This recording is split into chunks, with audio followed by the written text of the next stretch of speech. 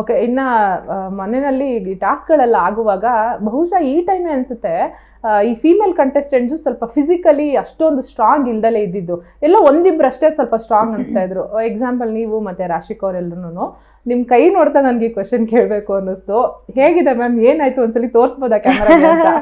It's to late ಬಿಡಿ, ಈಗ ನಾವು ಇದನ್ನ ತೋರಿಸಿನೂ ಯಾವುದು ಸಿಂಪತಿ ಏನು ತಗೊಳ್ಳೋ ಅವಶ್ಯಕತೆ ಇಲ್ಲ. ಬಟ್ ತುಂಬ ಬೇಜಾರಾಗತ್ತೆ. ಯಾಕೆ ಅಂತಂದರೆ ನಾವು ಬಿಗ್ ಬಾಸ್ ಮನೆ ಒಳಗಡೆ ಇದ್ದಾಗ ಕೆಲವು ಮಾತಾಡುವಾಗ ಅಥವಾ ಆಟ ಆಡುವಾಗ ನಾನು ಫೈಟ್ ಮಾಡ್ತಿದ್ದು ಒಂದೇ ವಿಷಯ, ಯಾರನ್ನು ಏಕವಚನ ಪದ ಬಳಕೆ ಮಾಡಬಾರ್ದು ಅಂತ. ಬಟ್ ಕೆಲವು ಕಂಟೆಸ್ಟೆಂಟ್ಸು ತುಂಬ ಒಂದು ಡಿಕ್ಷನರಿನೇ ನಾವು ಬರಿಬೋದು, ಬಹಳ ಕೆಟ್ಟ ಪದ ಬಳಕೆ ಮಾಡ್ತಿರ್ತಾರೆ. ಬಟ್ ಎಲ್ಲೂ ನಾನು ಆಟ ಆಡೋ ಬರದಲ್ಲಾಗಲಿ ಅಥವಾ ಏನೇ ಜಗಳದಲ್ಲಾಗಲಿ ಎಲ್ಲೂ ನಾನು ಅಶ್ಲೀಲವಾದಂಥ ಪದ ಬಳಕೆ ಮಾಡಲಿಲ್ಲ. ನನ್ನ ಹೋರಾಟ ಇದ್ದಿದ್ದು, ನನ್ನ ಫೈಟ್ ಇದ್ದಿದ್ದು ಯಾರು ಹೆಣ್ಮಕ್ಳನ್ನ ಏಕವಚನದಲ್ಲಿ ಮಾತಾಡಬಾರ್ದು ಅಂತ. ಆ್ಯಂಡ್ ನನ್ನ ತಂಟೆಗೆ ನಾನು ಯಾರ ತಂಟೆಗೂ ಹೋಗ್ತಿರ್ಲಿಲ್ಲ. ಬಟ್ ನನ್ನ ತಂಟೆಗೆ ಬಂದು ಅವ್ರು ಒಂದು ಅಂತ ಟ್ರಿಗರ್ ಮಾಡಿದ್ರೆ ಅದನ್ನು 100 ಆಗೋವರೆಗೂ ನಾನು ಬಿಡ್ತಿರ್ಲಿಲ್ಲ. ಇದು ಪ್ರತಿಯೊಂದು ಜಗಳದಲ್ಲೂ ಆಗಿರೋ ಅಂಥದ್ದು. ಬಟ್ ಅದು ಎಲ್ಲೂ ಜನ ಗಮನಿಸ್ಲಿಲ್ಲ. ಬಟ್ ಮನೆ ಒಳಗಡೆ ವೈಲ್ಡ್ ಕಾರ್ಡ್ ಎಂಟ್ರೀಸ್ ಅಂತ ಹೇಳಿ ಇಬ್ಬರು ಬರ್ತಾರೆ. ತುಂಬ ಮಾನಸಿಕವಾಗೂ ನನ್ನ ಮೇಲೆ ಹಲ್ಲೆ ಮಾಡುವಂಥದ್ದು ಮಾಡ್ತಾರೆ, ಆ್ಯಂಡ್ ದೈಹಿಕವಾಗಿ ಕೂಡ ಹಲ್ಲೆ ಮಾಡ್ತಾರೆ. ಮಾನಸಿಕವಾಗಿ ನನಗೆ ಹಲ್ಲೆ ಮಾಡಿದ್ದು ರಜತ್ ಅವರು, ಆ್ಯಂಡ್ ನನಗೆ ದೈಹಿಕವಾಗಿ ಹಲ್ಲೆ ಮಾಡಿದಂಥದ್ದು ಚೈತ್ರ ಅವರು. ಬಟ್ ನನ್ನ ಪದ ಬಳಕೆ ನಾನು ಏಕವಚನ ಹೋಗೇ ಬಾರೆ ಅಂತ ಮಾತಾಡಿದವ್ರಿಗೆ ಪ್ರತಿ ಉತ್ತರ ಕೊಟ್ಟಿದ್ದೇ ನಿಮ್ಗೆ ಹೊರಗಡೆ ದೊಡ್ಡದಾಗಿ ಕಾಣುತ್ತೆ ಹೊರತಾಗಿ ಇನ್ನೊಬ್ಬ ಹೆಣ್ಮಕ್ಳ ಪರ ಇಲ್ಲಿ ಹೊರಗಡೆ ಮಾತಾಡೋವಂಥವ್ರಿಗೆ ನಾನು ಹೇಳ್ತೀನಿ, ಒಳಗಡೆ ಇದ್ದಂಥ ಹೆಣ್ಮಗಳು ನಾನು ಅಲ್ವಾ. ಬಟ್ ನೀವು ಹೊರಗಡೆ ಒಬ್ಬರ ಮೇಲೆ ದೈಹಿಕವಾಗಿ ಇಷ್ಟೆಲ್ಲ ಹಾನಿ ಆಗಬೇಕಾದ್ರೆ ಒಬ್ಬ ಮೇಲ್ ಕಂಟೆಸ್ಟೆಂಟ್ ಅಂತ ಒಳಗಡೆ ಬಂದಾಗ ಹೆಣ್ಮಕ್ಳನ್ನ ಕೂರಿಸಿ ತಣ್ಣೀರು ಸುರಿತಾರೆ, ಹೆಣ್ಮಕ್ಳಿಗೆ ಕಪ್ಪು ನೀರಲ್ಲಿ ತಳ್ತಾರೆ, ಯಾವುದೇ ಒಂದು ದಾಕ್ಷಿಣ್ಯ ಇಲ್ಲದೆ ಪೂಲ್ ಒಳಗಡೆ ತಳ್ತಾರೆ. ಇದ್ಯಾವುದು ಮಾನವೀಯತೆ ಅಂತ ಯಾರಿಗೂ ಅನ್ನಿಸ್ಲಿಲ್ವಾ?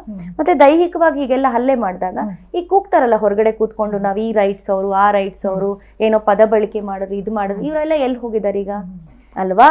ಸೊ ಆಟದ ಬರದಲ್ಲಿ, ನಾವು ಮಾತಾಡೋ ಬರದಲ್ಲಿ, ಆಟ ಆಡೋ ಬರದಲ್ಲಿ, ಒಂದು ಕುಟುಂಬದಲ್ಲಿ ನಾವಿದ್ದಾಗ ಬೇಕೋ ಬೇಡ ಅಂತಲೋ ಸ್ಲಿಪ್ ಆಫ್ ದಿ ಟಂಗ್ ನಾವು ಮಾತಾಡ್ತೀವಿ. ನೀವು ಮಾತಾಡ್ತಾ ಹೇಳ್ತಾ ಇದ್ರಿ ಮ್ಯಾಮ್ ಎಪಿಸೋಡಲ್ಲೇ ಅನ್ಸುತ್ತೆ, ಬಹುಶಃ ನಾನು ರಜತ್ ಅವ್ರ ಜೊತೆ ಎಷ್ಟೇ ಕಮ್ಯುನಿಕೇಟ್ ಮಾಡಕ್ ಟ್ರೈ ಮಾಡಿದ್ರು ಅವ್ರು ಮಾತಾಡ್ತಿಲ್ಲ ಅಂತ. ಯಾವ ಕಾರಣಕ್ಕೆ ಅಂತ ಅಂದ್ರೆ ಅವ್ರು ಮೊದಲೇ ಫಿಕ್ಸ್ ಆಗಿ ಬಂದಿದ್ರ ನಿಮ್ಮನ್ನ ಟಾರ್ಗೆಟ್ ಮಾಡೋದು? ನನಗೇನ್ ಅನ್ಸುತ್ತೆ ಅಂದ್ರೆ ಈ ಕ್ಷಣಕ್ಕೆ ನನಗೆ, ಯಾಕೆ ಅಂದ್ರೆ ನಾನು ಈಗ ನನಗೇನ್ ಅನ್ಸುತ್ತೆ, ಬಿಗ್ ಬಾಸ್ ಒಂದು ಯುದ್ಧನೇ.